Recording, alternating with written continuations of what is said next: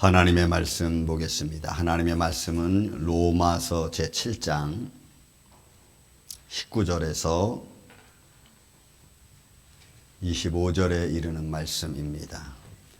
로마서 제7장 19절에서 25절 말씀을 우리 같이 교독을 하겠습니다. 제가 한 절 읽고 여러분들 그 말씀의 의미를 천천히 깨달으면서 봉독하는 시간을 갖겠습니다. 19절로부터 25절 로마서 7장. 내가 원하는 바 선은 행하지 아니하고 도리어 원하지 아니하는 바 악을 행하는도다.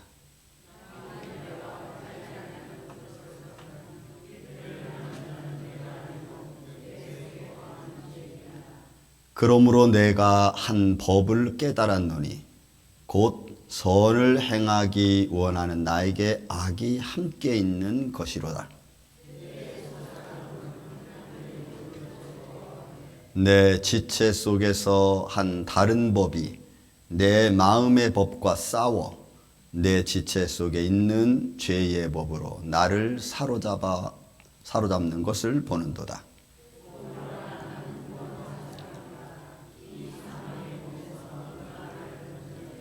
우리 주 예수 그리스도로 말미암아 하나님께 감사하리로다. 그런즉 내 자신이 마음으로는 하나님의 법을 육신으로는 죄의 법을 섬기노라. 아멘. 기도합니다. 예수님 감사합니다. 오늘도 우리에게 좋은 부활의 신앙을 허락하여 주셔서 부활의 주님을 찬양하기 위하여 온 성도들이 한자리에 모였습니다. 주님만이 홀로 영광 받으시옵고 저들의 시간과 몸과 뜻과 정성을 들여 예배하오니 아버지여 이 예배의 주인이 되어 주시옵소서. 말씀 중에 성령님이 역사하여 주셔서 우리의 마음을 후련케 하여 주시고 우리의 마음에 육신의 법, 영의 법 이 모든 것들에서 우리의 삶이 얽히고 설켰던 문제들이 예수 그리스도의 이름으로 풀려져 나가는 복된 시간 되게 하여 주옵소서.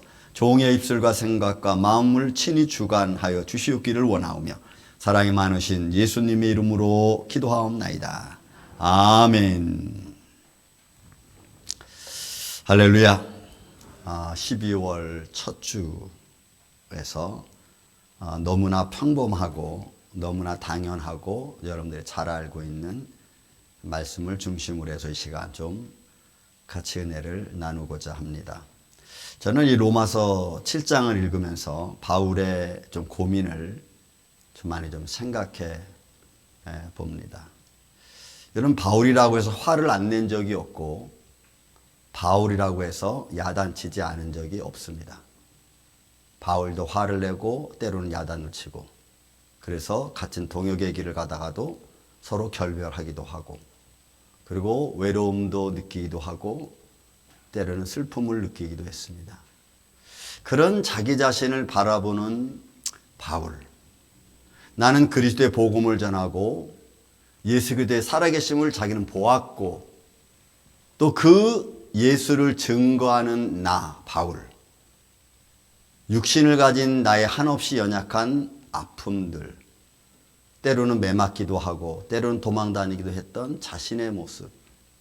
이런 자신들이 과연 하나님의 영광을 전하는 데 있어서 얼마나 의로울까라고 하는 이 피지컬적인 육신의 몸과 영적인 믿음의 자신, 하나님의 사람 바울이라는 것과의 그 괴리, 아마 거기에 대한 고민을 바울은 굉장히 많이 했을 거라고 저는 생각이 됩니다. 그 중에 바울이 하나 느낀 게 있다면 이거겠죠.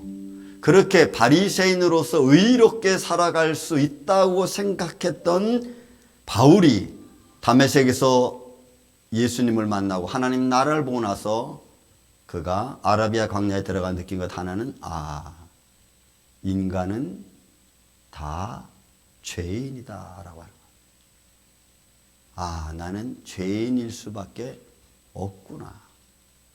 내가 육신을 가지고 살아가는 한 이 죄의 굴레에서 벗어날 수 있는 방법은 존재하지 않는 거예요. 그냥 죄의 법 아래서 살아가는 것이 그냥 내 삶이라고, 육신적인 삶이라고 아마 그는 그렇게 결론을 내렸을 겁니다. 왜냐하면 죄 아래서 살아가는 존재는 결국 내가 내 육신을 가지고 뭔 좋은 일을 한다고 해서 내가 율법에서 떠나 자유로워질 수도 없고, 또 그 육신을 가지고 뭔가를 행한다고 해서 내가 의롭게 될 수 없기 때문에 그래요. 그래서 그의 결론은 사람은 내가 무슨 행함을 통해서 의롭다라고 하는 것이 안 된다는 걸 자기는 결론을 딱 내렸습니다. 바리새인이고 히브리고 지난주에 말씀드렸듯이 자기가 살아왔던 자기의 삶에서는 이렇게 하고 위에 율법을 지키면 의로울 줄 알았는데 그렇게 지키는 의로움조차도 의롭지 않다는 결론을 그가 가지게 되는 겁니다. 그 죄인된 몸에 죄의 굴레 안에 살아가는 이 피지컬적인 이 마음이, 이 행함이 어떤 것을 하든지 때로는 절제하고 내가 수고하고 봉사하고 또 사랑하고 하는 것들이 오바되면 자칫 잘못하면 그게 자기 자랑이 되는 거죠. 아마 바울은 바리새인이었을 때 그가 일주일에 2번씩 금식하면서 소득의 11조 드리는 것을 굉장히 의로운 줄로 알았습니다. 그것이 자기 자랑에 대한 것인 줄을 모른 채 의로운 줄로 착각했습니다. 왜 그런 시간이 그는 가졌었잖아요. 있었잖아요. 그래서 모든 인간은 다 죄인이고 인간의 육신의 몸을 갖고 행하는 어떤 율법 안에 행하는 어떤 일도 어떤 행함도 의로울 수 없다는 결론에 그는 딱 도달하게 됩니다. 그리고 그가 가진 또 하나는 안 돌아갑니다. 또 하나는 오직 인간이 의로울 수 있는 방법은 예수를 믿는 믿음밖에는 없다는 것이 그게 도달한 결론입니다. 그래서 예수님을 믿는다는 것이 얼마나 중요하고 그가 전한 복음의 말씀을 받아들인다는 것이 얼마나 내 삶을 하나님의 안으로 이끌어갈 수 있다는 것을 그는 확신하게 됩니다.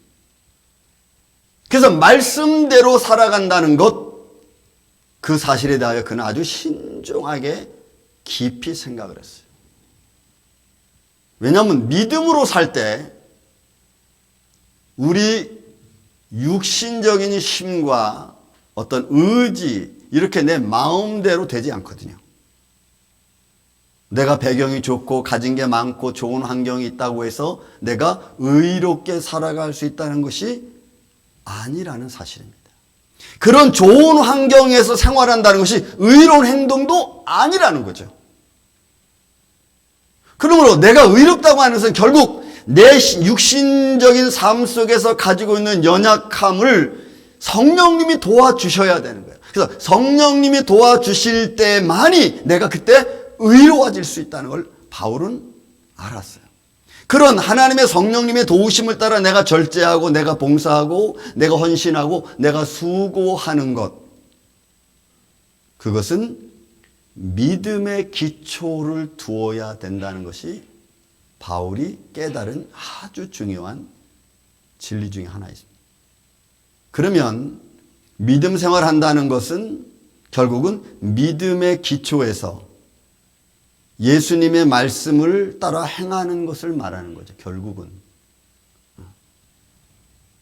아주 중요한 진리를 아마 바울은 고민하면서 이걸 깨달았을 겁니다. 여기에 이제 제가 한 2가지 정도로 여러분하고 은혜를 좀 나누고자 합니다. 그가 깨달은 것은 여러분 본문 19절로부터 25절까지 죄의 법과 하나님의 법이 내 안에 있다는 겁니다. 내 안의 법.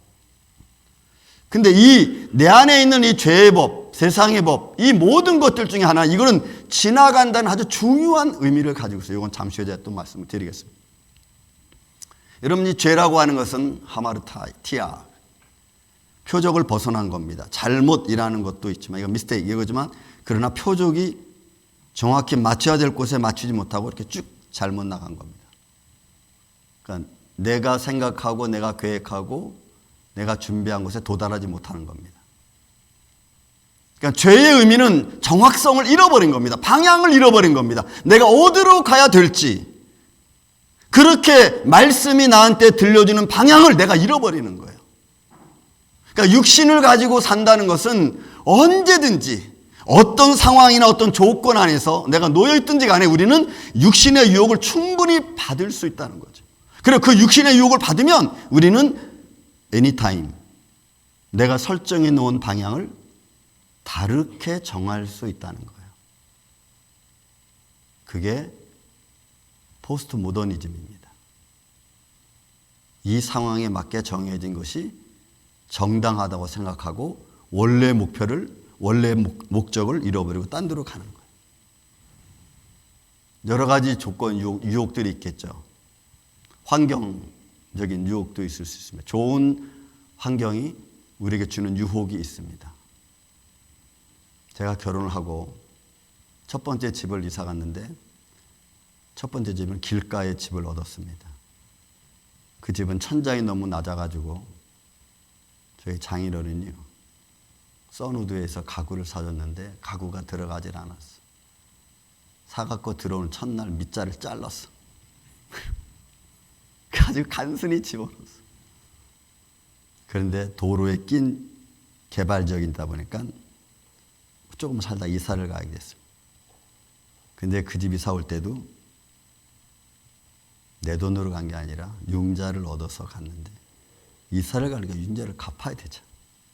융자를 갖고 남은 돈으로 집을 얻으려 했더니 집이 없어. 그래서 신정동 산 8번지에 있는 푸세식 화장실을 가지고 있는 집을 얻었어.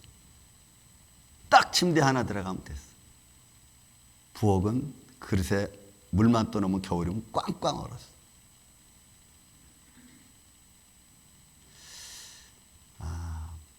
나는 언제쯤 아파트에 살 수 있을까?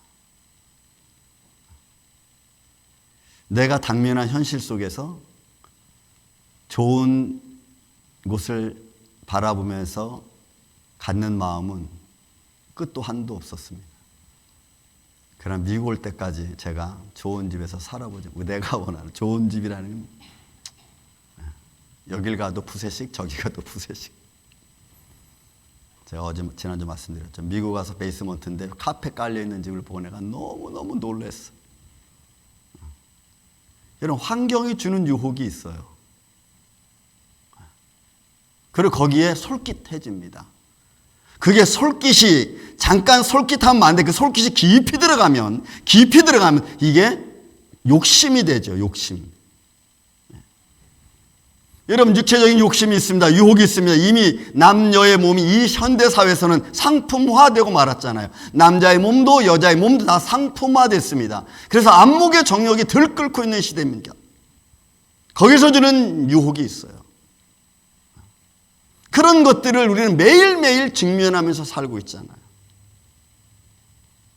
물질적인 유혹이 있습니다. 돈이 있을 때 없을 때의 차이점. 필요한데 여러분 정작 하려고 했더니 물질이 없어.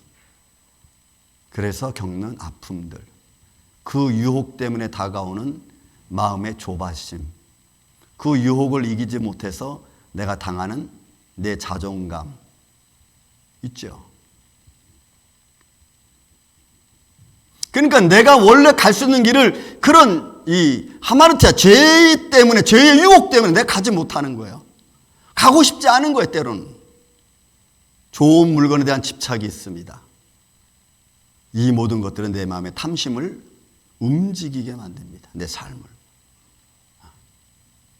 그래서 하나님의 법은 알지만 그러나 그 길을 갈 수 없어요. 가기에 너무 힘들고 거기에 가기에는 내가 너무 지쳐 있어. 현실이 그렇게 가지 못하도록 자꾸 나를 올가맵니다.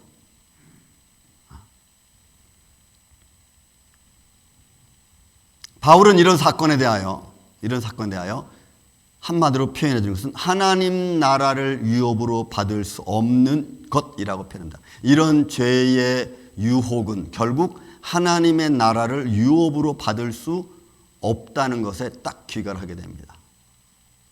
그 성경 전체적인 내용에서 바울이 증거하는 중에 갈라디아서 또는 고린도에서 이런 말씀들이 너무나 많이 나오고 있어요. 오늘 본문의 말씀도 보십시오. 원하는 바 내가 선은 행하지 아니하고 도리어 원치 아니하는 바 악을 행하는도다. 왜요? 유혹이 나로 하여금 선을 행할 수 없도록 여러분 만들어. 우리가 믿음의 법을 가졌습니다. 예를 들어. 그런데 우리는 그렇게 선을 하기 좋아하는 내 마음이 있어요. 그런데 현실에 딱 부딪히면은 내가 마땅히 해야 될 일을 우리는 안 해요. 왜? 현실은 그렇게 하는 것이 내가 힘들고 귀찮고 원치 않거든. 말은 막 해요. 근데 현실에 딱 문제 부딪히면 안 해요. 여러분, 우리 현실이 그렇잖아요. 육체의 일은 현저하다 그랬습니다. 성경에서 갈라디아 5장 19절에 보면 음행과 더러운 것과 호색과 술 취함 투기 이런 것들을 통해서는 절대로 하나님의 나라의 의를 이룰 수 없다는 거예요. 성경은 정확하게 죄의 어떤 본질, 성질에 대하여 이야기를 하고 있습니다. 골로새 3장도 마찬가지입니다. 땅에 있는 지체를 죽여라. 음란과 부정과 사욕과 또 정욕과 탐심 이런 거 하나님의 진노가 이런 것들 때문에 온다. 알아요. 이런 것 때문에 하나님의 진노가 오는구나. 그래서 옛사람과 하나님을 믿기 전, 하나님을 나의 구주로 받아들이기 전 그 옛사람과 그 행위, 그렇게 행하던 일을 너는 버려라. 바울은 여기에 관해서 아주 정확하게 또 하나 얘기하는 것이죠. 골로새 2장에 있는 말씀. 붙잡지도 말고 만지도 말고 맛보지도 말고 이런 모든 것은 다 한때. 여러분, 한때. 그리고는 없어지는 겁니다. 근데 우리는 이 한때 쓰고 없어지는 것에 전심전력하죠. 자, 바울이 이런 표현을 썼다면 예수님의 제자 중에 사도 요한은 또 어떤 표현을 쓰냐. 이 죄는 그냥 마귀라고 딱 얘기해요. 요한일서 3장 8절에 보면 사도 요한은 정확히 그냥 죄는 이거는 그냥 마귀예요. 그냥 마귀에 속한 겁니다. 그래서 죄를 짓는 자마다 마귀에게 속했다. 그리고 마귀는 처음부터 범죄자라고 말합니다. 예수님이 이 땅에 오신 것은 이 마귀의 일, 뭐냐면 죄의 본질을 이길 수 있도록 주님이 오셔서 그 일을 다 파괴시키는 거죠. 그러면 여러분, 이 말씀은 저와 여러분의 오늘 해당이 됩니다. 예수님이 오셔서 말씀을 주신 것은 무엇을 이기기 위함입니까? 죄의 본질을 이기기 위함인 거예요. 죄의 본질을. 여러분들 마음속에 일어나는 탐심과 탐욕 이런 것들을 말씀으로 이기려고 해 보신 적은 있으십니까? 왜 그런 마귀의 일을, 사단의 일을, 육신의 일을 이기게끔 이길 수 있도록 하나님 내게 힘을 주시는 거죠. 그게 하나님의 은혜입니다. 은혜. 바울도 이 문제를 굉장히 심각하고 아주 고민했던 사람 중에 한 사람인 것 같아요. 22절 말씀합니다. 내 속으로는 하나님의 법을 즐거워하되 내 지체 속에서 한 다른 법이 나를 내 마음의 법과 싸워 내 지체 속에 있는 죄의 법으로 나를 사로잡는 것을 내가 보는도다. 오호라, 나는 공고한 사람이다. 이렇게 고백하니까 사도 요한은 이 사건을 그냥 아주 심플하게 또 정리합니다. 요한일서 2장이 말합니다. 이는 세상에 있는 모든 것이 세상의 정욕과 안목의 정욕과 이 생의 자랑이다. 그리고 이 모든 것들은 아버지께로부터 온 것이 아니다라고. 그리고 이건 다 세상으로부터 왔다. 그런데 이것은 다 지나간다. 이렇게 말하면 지나간다. 이 단어가 너무너무 중요해요. 왜냐하면 이 파라라고 하는 지나가다고 하는 단어의 의미는 때가 이렇게 지나가는 겁니다. 근데 이 지나간다는 의미는 그냥 가버리는 건데 나와 상관없이 지나가 버리는 걸 말해. 근데 우리는 그걸 보고 느낄 수 있어. 내가 보고 느낄 수 있지만 그냥 지나가는 거예요. 여러분들이 2024년도 유행을 여러분들은 보았습니다. 그렇지만 유행은 지나갔습니다. 여러분들이 2024년도에 이런 많은 정치적인 문제, 경제적인 문제를 보았습니다. 그러나 그 문제들도 이렇게 지나갑니다. 이거 의미해요. 나와 상관없이 지나가 버리는 거예요. 예를 들어 여러분, 바람이 붑니다. 바람이 내 앞을 스쳐 지나갑니다. 야, 바람아, 잠깐만 스톱! 야, 잠깐 스톱! 조금 있다가. 우리는 바람을 막을 수 없어요. 근데 바람은 지나갑니다. 그죠? 지나가. 내 힘으로 어떻게 할 수 있는 방법이 없어. 그냥 흘러가는 세월도 마찬가지예요. 야, 세월아, 지금 네가 흘러가면 내 나이가 먹고 내 얼굴에 주름이 생기니까 세월아, 흘러가지 마라. 그런다고 해서 세월이 안 흘러갑니까? 세월은 그냥 흘러가는 거예요. 이 지나간다는 의미가 이런 의미예요. 그냥 나와 상관없이 지나가는데, 나와 상관없이 지나가는 것에 대하여 그 나와 상관없이 지나가는 것을 내가 붙들기 위해서 내가 전심전력하는 거야. 그래서 전심전력하다가 안 잡히면은, 못 잡으면 망하는 겁니다. 세상의 욕심이 그래요. 제가 지난주에 말씀드렸나, 어디서 말씀드렸는데, 제가 1997년, 8년도에서 9년 사이 겨울입니다. 우리 가족 패밀리하고 아틀란타 시티를 갔습니다. 제가 빠찡코를 했습니다. 25전을 넣고 하려다가 에이씨, 이제 하는 김에 50전짜리 넣고 하자 가지고 50전짜리 3개를 넣고 댕겼습니다. 여러분, 2번 댕겼는데 딸랑딸랑 붙었어. 2,000불이 붙었어. 이야, 여러분, 그 맛이 얼마나 좋은지 몰라. 놀라운 거는 지금도 가면 붙을 것 같아. 내가 땡겨. 마음에 그런 마음이 있어요. 그러니까 그렇게 그때 느꼈던 그 맛이 있어요.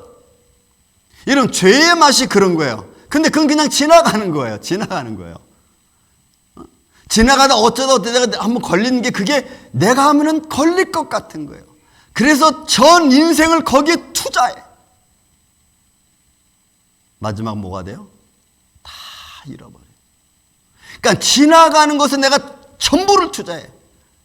내 욕심 전부를 투자해.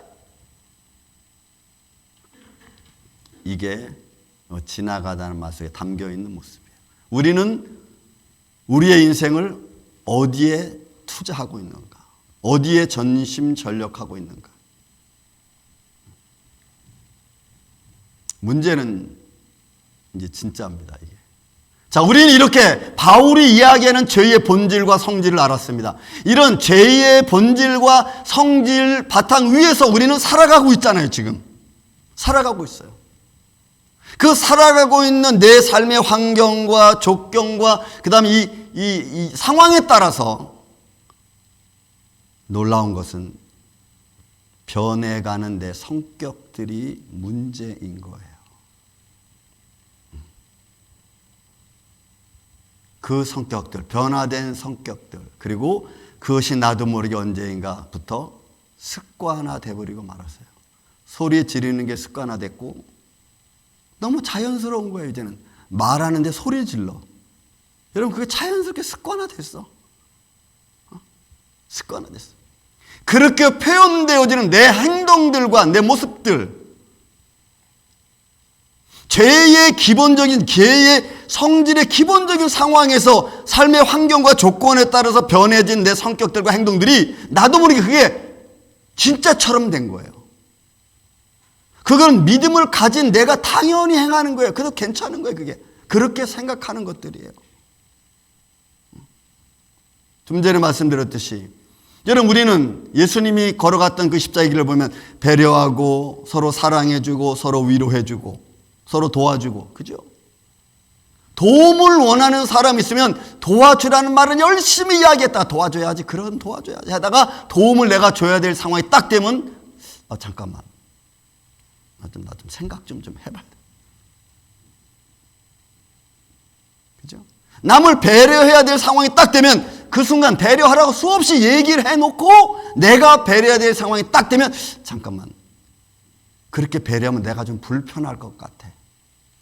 내가 좀 힘들 것 같아. 그럼 배려 안 하는 거예요, 여러분. 그리고 그 사람의 상황에 맞게 다 설명하면서 그러면 그렇게 하면 돼. 그러니까 나는 배려하지 않고 그냥 그렇게 하면 되는 거야. 이렇게 말하죠, 우리는. 여러분, 신앙생활은, 믿음 생활은 나를 방어하고 그리고 나를 감추려고 하는 게 아니라 오히려 신앙생활, 믿음 생활을 통해서 내 연약함을 드러내고 그 안에서 하나님 말씀으로 위로받는 것인 줄로 믿습니다. 그게 신앙생활이지요.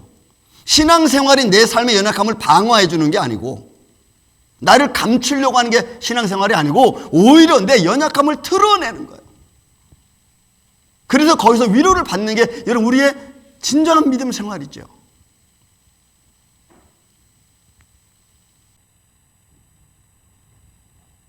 근데 우리는 우리의 연약함을 싹 감추고 외형만 싹 드러내서 좋은 신앙인인 척하는,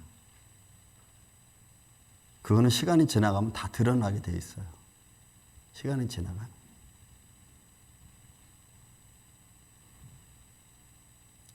감추려고 할 필요 없죠. 우리는 있는 그대로 살아계신 하나님을 믿고 내가 어떤 행동을 하고 어떤 삶을 가져도 나는 죄인이구나라는 것을 철저하게 내가 알면 여러분 그게 부끄러운 게 아니고 당연한 겁니다. 근데 왜 당연한 것을 우리는 부끄러워할까요? 아직도 내 자존감이라는 게 아니면 나를 방어하고 감추려는 것이 있기 때문에 그래요. 바울의 고민이 아마 이거였을 겁니다. 내가 복음을 전하고 하나님의 기적과 표적을 행하는데 그래도 바울은 또 신경질을 낼 때가 있어요. 그런 자신을 바라볼 때마다 바울은 얼마나 자신을 채찍질했을까.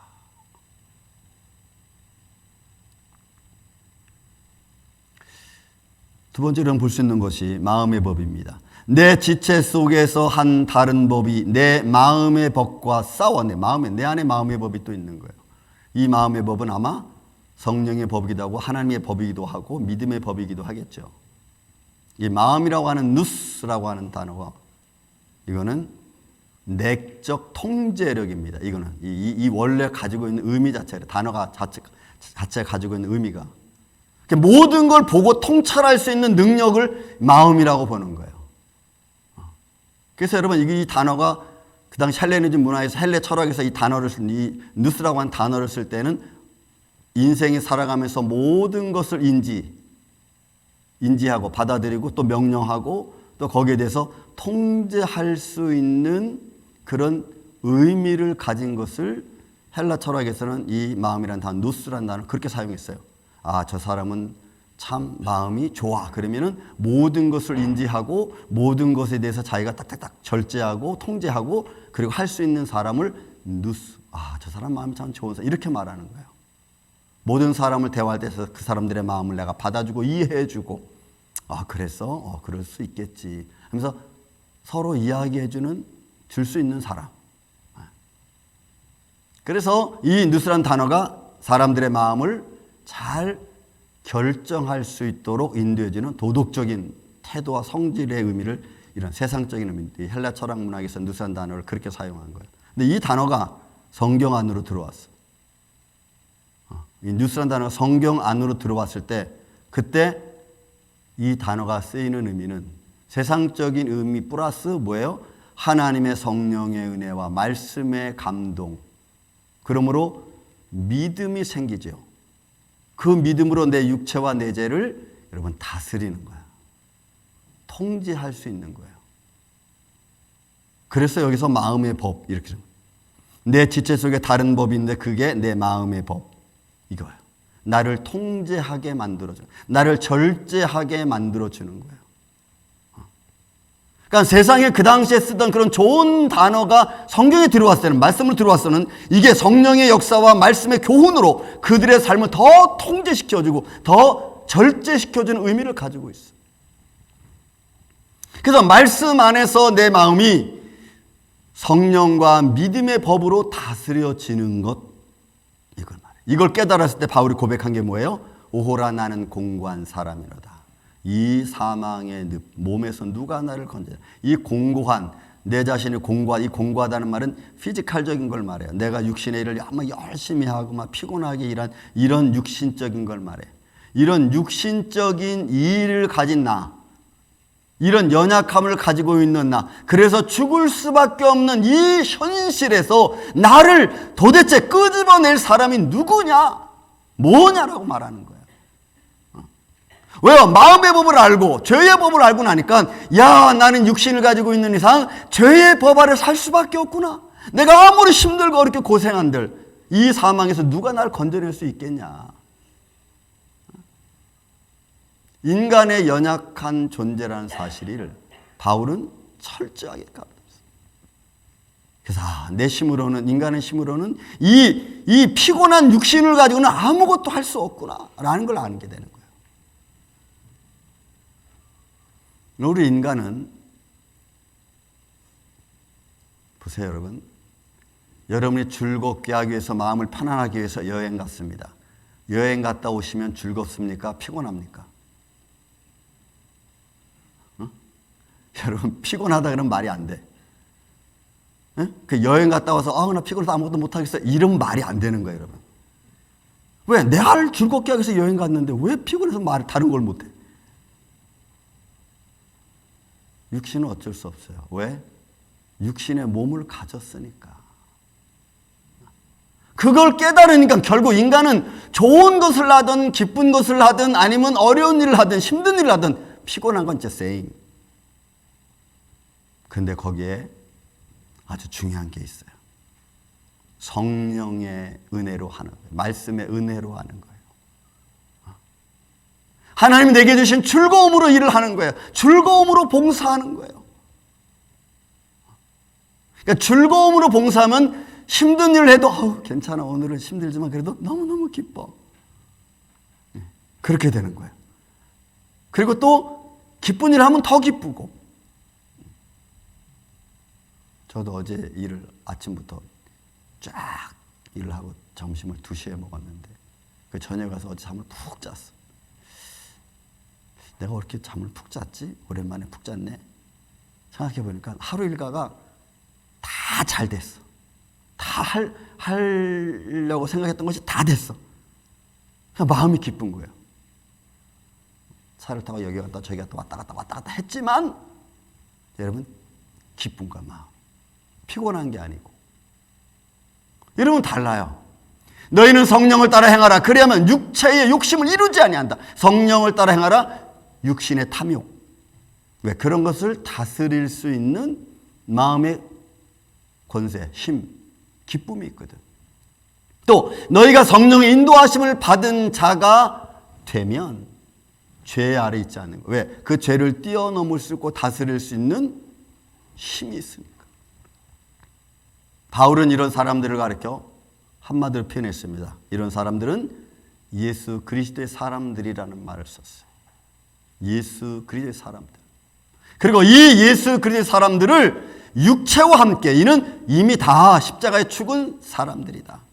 그러니까 예수 그리스도의 사람들은 육신적인 죄가 원하는, 죄가 가지고 있는 근본적이고 본질적인 그런 것들을 따라 사는 사람들이 아니고 하나님이 내게 주신 은혜를 따라 살아가는 사람들이다. 여러분, 우리가 왜 하나님 하면서 신경을 냅니까? 제가 아는 한 분은 옛날에 꽃꽂이를 하면서 신경질을 냈어. 그냥 그랬어요. 꽃꽂이 하면서 신경질 내려면 하지 말라는, 딱 그랬어요. 그랬더니 한 말이, 그러면 내가 안 하면 누가 해? 그래도 하지 마라, 내가 그랬어. 아니, 왜 하나님께 기쁜 일을 하는데 왜 그러니까 육신은 피곤하지, 힘들지. 그러니까 뭐 화나겠죠. 왜 안 나겠어? 그래도 기쁘고 감사하게. 왜요? 우리의 기쁨이 세상에 있는 게 아니고 우리의 기쁨이 사람이 바라보는 곳에 있는 게 아니니까. 그러니까 기쁨의 차원을 여러분 우리가 좀 높입시다. 우리가 바라보는 차원을 좀 높이자고. 말씀을 좀 정리해 봅시다. 여러분, 우린 바울의 고백처럼 우리 일상생활 살아가면서 마음으로는 하나님을 믿는다고 우리는 그렇게 알고 살아갑니다. 근데 육신을 가지고 있는 이상 우리는 육신이 원하는 것이 있죠. 마음이 원하는 것이 있고 마음으로 해야 될 것이 있고 육신이 행해야 될 것이 있어요. 근데 우리는 육신이 행하는 것을 마음이 원하는 것보다 먼저 합니다. 바울은 마음이 원하는 것이 있는데도 불구하고 육신의 원하는 것을 먼저 하는 것을 가리켜 바울은 이렇게 표현하는 거예요.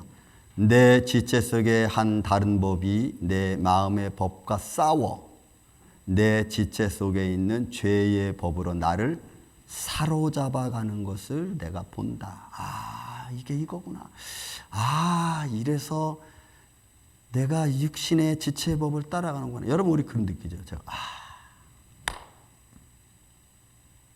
하나님이 감동하시는 법이 아니고 순간 그걸 뒤로 하고 먼저 따라가는 거예요. 육신이 원하는 길을. 우리는 그렇게 살아가는 일이 비일비재 많습니다. 저는 오늘 아침 저와 여러분이 2024년도를 거의 마감 짓는 이런 과정 속에서 우리의 상황과 조건과 여건들이 죄의 법이 아니면 그런 욕심들이 끌고 가고 있는 그런 상황이 된다 할지라도 그럼에도 불구하고 우리가 하나님의 법과 믿음의 법을 따라가려고 내가 믿음의 마음을 가졌으면 힘들어도 그 믿음의 법을 따라가려고 애쓰고 힘쓰고 그 길에 생명의 이름을 알고 따라가고 그 안에서 하나님의 영광을 돌리는 저는 그런 축복의 인생 이 아침에 저와 여러분이 되시기를 예수님의 이름으로 축원을 드립니다. 사랑과 은혜가 많으신 아버지 하나님, 우리의 삶의 과정은 알 수 없습니다. 오늘은 무슨 일을 만날는지 어떤 일을 해결해야 될지 모릅니다. 죄의 유혹은 수없이 우리에게 다가오고 또 보여집니다. 그리고 이제 그런 것들은 당연시 되었습니다. 그러나 하나님의 법을 우리가 가졌사오니 그 하나님의 법을 능히 감당해내서 하나님께 영광과 찬양을 드리고 의를 이루어갈 수 있는 주의 사랑하는 자녀들 되게 하여 주옵소서. 때로는 그 길이 힘들고 어려워도 그럼에도 불구하고 하나님의 법을 따라가는 주의 자녀들 되게 하여 주시옵기를 원하오며 사랑이 많으신 예수님의 이름으로 기도하옵나이다. 아멘.